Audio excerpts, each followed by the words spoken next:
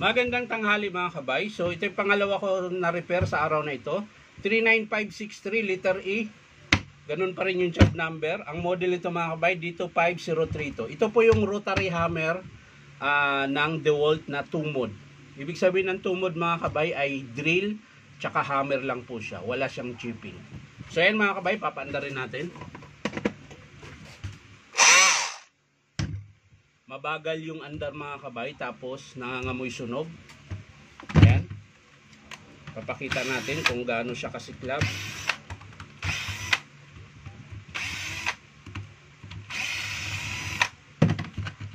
Para makita natin. Buksan natin ito mga kabay. Ayan po.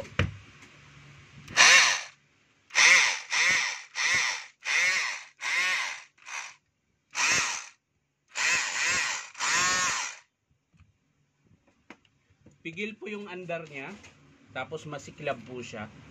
So titingnan natin mga kabay kung anong dahilan. Siyempre unahin natin yung carbon brush, spring. Angat natin yung spring bago natin kalasin. Ito yung rubber, tapos yung pin. Ito po, sinusungkit lang po ito. Ayan. Bago nyo kalasin dito sa screw. Ayan.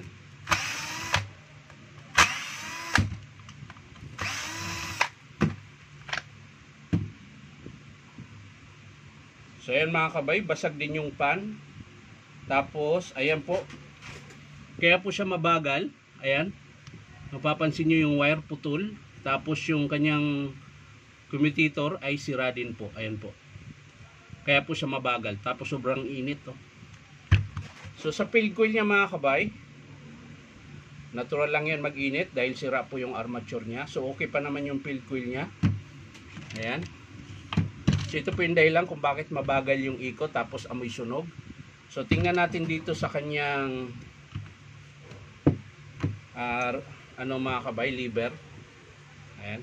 So pagkalas pala na ito mga kabay, yan, ibig sabihin yan mga kabay, yung arrow na nakataas, ibig sabihin nakadrill po yan. Kapag nakababa siyang gano'n, nasa gitna, tapos padiretso sa spindle yung arrow, ibig sabihin yan nakahammer po yan. Ngayon, aangat natin. Ayan, nakadrill. Kapag kinalas mo yan mga kabay, ibababa mo lang dito yung arrow. Kailangan yung arrow nakatutok doon. Ayan po, papakita ko sa inyo. Paano kalasin. Yan. Yan po yung tamang pagkalas ng lever ng 032, 033, dito 5144. Pares po sila ng lever. So, iangat na natin yan mga kabayan. Kalas na po yan. Ayan, sira po yung lever niya. Wala na po yung pin, putol. So kaya po siya hindi nagbabago, yung kahit lagay mo sa hammer wala pa rin siyang pagbabago dahil po dito sa lever niya na putol. So ito mga kabay, yung sa mechanic niya hindi ko na bubuksan dahil ito lang naman po ang sira. Para lang tayo makasiguro na maganda yung hammer niya kapag kinabit yung armature, kung sakaling i-approve ng customer, papalitan ko lang yung o-ring na nakakabit sa kanyang striker. So yun lang po. Sa spindle naman mga kabay, check natin. Okay pa ito mga kabay. Hindi pa siya ganun kapalag. Kapag sobrang palag na yung spindle mga kabay, nagpapalit din po ako niyan. So ito mga kabay, ang estimate lang natin dito ay armature tsaka yung kanyang brush holder. Ayan o, antigas. Matigas pihiting yung brush holder mga kabay.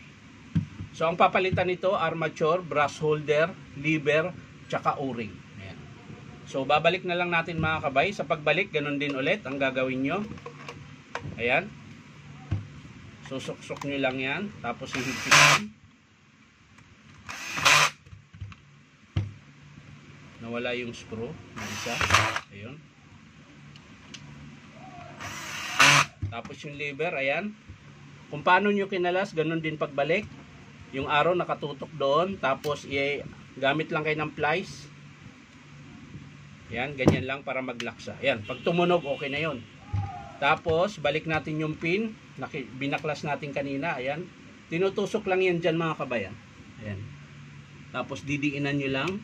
Ayan, maglalak po yan dito. Ayan. Tapos, yung rubber. Siyempre, balik natin yung spring na kinalas. Ayan. Tapos sa housing or handle. Ayan. Ibabalik na natin.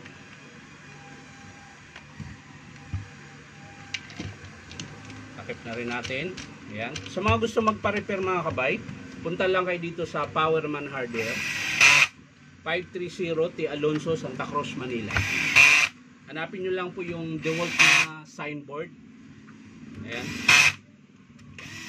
Napagitnaan po kami mga kabay ng Ungpin tsaka Ispileta. So yan lang mga kabay. Maraming salamat sa panonood at palike and share na rin po. At syempre po baka naman pwede makahingi sa inyong ng isang subscribe dito po sa aking YouTube account na Inom Tabay. So maraming salamat. Bye bye.